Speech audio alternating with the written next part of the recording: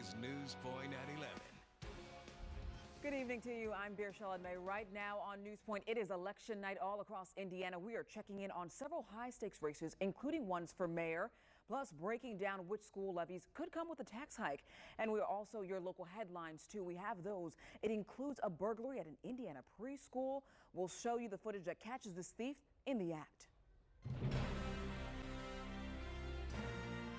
I am humbled. I am honored.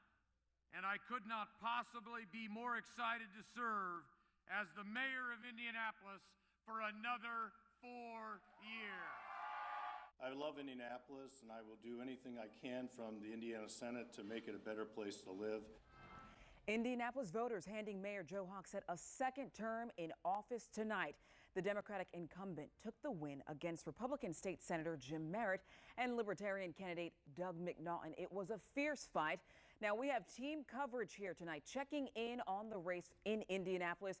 Campaigns as well. We have Fox 59's Kayla Sullivan, who was there for the mayor's race, and as well Nick McGill, who has the latest now from the state Senator Merritt and his camp. But first we begin with Kayla, who brings us reaction from the mayor tonight. Kayla?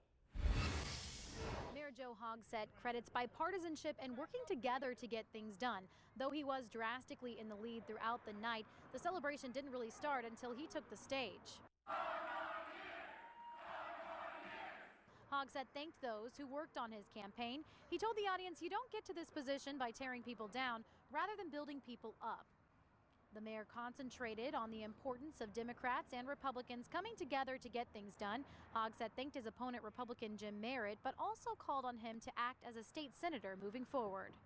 I know that he is now capable of becoming a champion for the numerous legislative changes he supported during this campaign.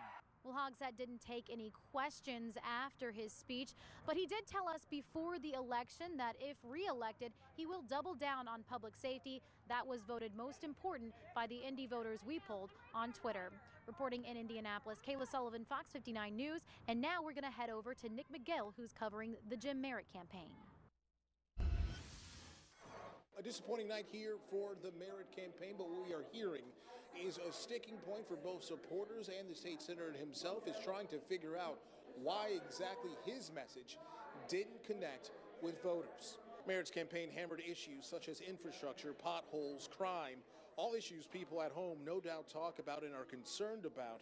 But while the issues may be important to voters at homes, there is a disconnect between the voters, the issues, and the Merritt campaign. Still, Merritt says despite the loss, the experience has now made him a better state senator with an even closer understanding of the issues that affect the Circle City, adding he'll continue to fight for those in the state Senate. This is why I ran for the job, is I wanted it on my own shoulders. Right now, I'm one of 150 over there. I wanted to make the impact to make Indianapolis a great place, and the mayor has a great perch to do so. Merritt added that the black agenda will also be a big focus for his campaign, as well as addressing food deserts throughout Marion County. For Fox 59 News, I'm Nick McGill. Nick, thank you. A Fox 59 panel also took a closer look at tonight's race and what it means for the city's future. One Democratic political expert says with the party in control of the Indianapolis mayor's office and the council, Mayor Hogsett will have the votes in council for his agenda. Meanwhile, a GOP expert says Merritt never got off on the right foot, also didn't have enough funding to reach voters. You can disagree with the voters, but the voters are always right. I mean, they're in charge, they're the bosses, and we learn that lesson over and over and over again. The office holders are not in charge, the voters are. We have more analysis, including tonight's full panel discussion online at fox59.com. And results are coming in from a number of mayoral races across central Indiana tonight. We are highlighting a few of them for you here. A close race in Lawrence tonight. Republican Mayor Steve Collier pulling ahead by just a few percentage points over Democratic challenger Jamar Cobb Denard. And in Anderson, 55% of the vote going to Thomas Broderick Jr. He defeated Republican challenger Rick Gardner. Kokomo's mayoral race, we're seeing that too. Republican Tyler Moore, 68% of the vote, defeating Democrat Abby Smith. And as well, in Muncie, we're looking at this mayoral race where Republican Dan Ridenour is elected with 61% of the vote, beating Terry Whitt Bailey. Those are some of your local mayoral elections, and as well, taking a look here too on tough decisions that voters had to make on referendums. We're talking about school funding. Carmel Clay Schools gets the voters' approval for a $53 million referendum. Funding will focus on making security upgrades and providing mental health services for students. Several construction referendums on the ballot tonight, too. Danville voters rejecting a $53 million proposal there. Meanwhile, Lawrence Township and Zionsville both passing their plans to build new projects here.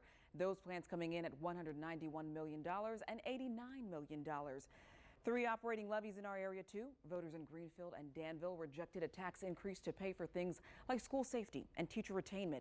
A levy in Zionsville did make it through. That money will go toward teachers, counselors, and specialists. And we're following a lot of other local races tonight across Indiana. We have a full list of those results on our website. It's at fox59.com. Time to finish up here with politics and talk a little bit about the weather. Hey there, Beershell. It was the coolest mayoral election in central Indiana, Indianapolis specifically, since 2007. 3 of the last 4 we hit 70-degree warm.